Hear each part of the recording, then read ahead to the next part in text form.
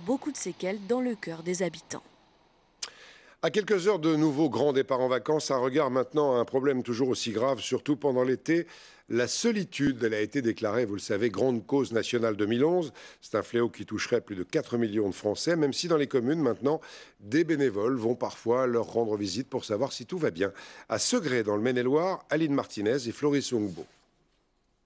Bonjour tout le monde. Comme chaque mardi, Marcel se rend au club de l'amitié qu'elle a fondé à Segré.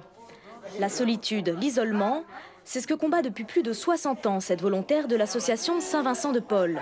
Avec, par exemple, les tournois de belote pour tisser des liens entre les habitants. La solitude, celui qui la vit pas, il se rend pas compte de ce que c'est. Ah non. Parce que les jours de fête, les jours fériés, c'est une joie pour les gens qui sont en famille. Mais quand une personne est seule, c'est des jours qui sont très tristes. Il y a des gens qui se plaignent d'être seuls, mais qui font rien non plus pour aller vers les autres.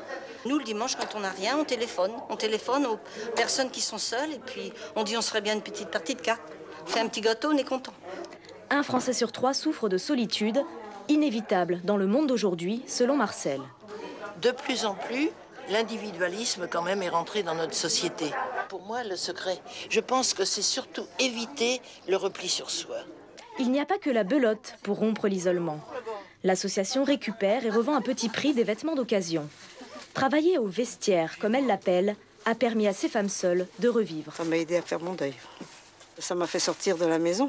Autrement, je restais à la maison. Ça me donne le goût de vivre, quoi.